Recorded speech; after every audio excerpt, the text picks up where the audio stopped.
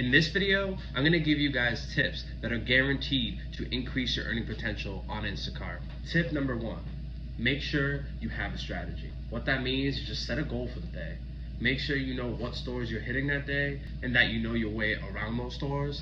That way, if anything comes up, you're able to handle it. Because trust me, when something ruins your day, you just don't feel like doing orders that day. So the better you're prepared, the better you're able to deal with those situations. Tip number 2, make sure you're picking the right checkout lane. Now, this may seem very obvious, but trust me, people make this mistake every time. If you have a chance to do self-checkout, just do the self-checkout, because most of the time, no offense, but some of the baggers just kind of take their time, or maybe they're very talkative, and that's not a bad thing, but if you're trying to make money, you're trying to be in and out of the store, and that's it. And if you don't want to do self-checkout, hopefully you have a guy like this.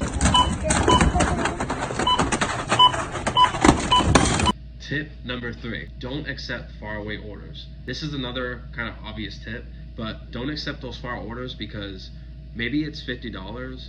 You have to take into consideration you're going to drive all the way down and all the way back if you're trying to work your same area. Now, if you're okay with being 20 miles away in a completely separate area, then power to you. But just keep that in mind that if you're trying to stay in the area, those orders aren't for you, no matter what they pay. Tip number 4, go above and beyond for your customer. That extra text at the start of the shop, letting the customer know, hey, I'm here if you have any questions or if you need to make any substitutions, just feel free to let me know. That text lets them know that you actually care. It lets them know that their groceries are in good hands. Now, I get it.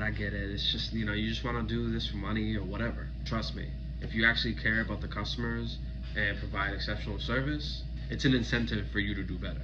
Tip number 5, keep track of tax deductible items. That means any purchases that you make that's going towards anything that you use. So for example, your gas receipts, your food receipts. My advice is to consult with a tax professional and they'll be able to go more in depth with you on that one. But don't forget, you need to take care of those taxes. Uncle Sam wants his cut. Tip number 6 is save money on gas. Sometimes the GPS will take you the longest way possible just because it's faster. Make sure you keep that in mind. And if you're someone who likes to save gas, just take that longer route.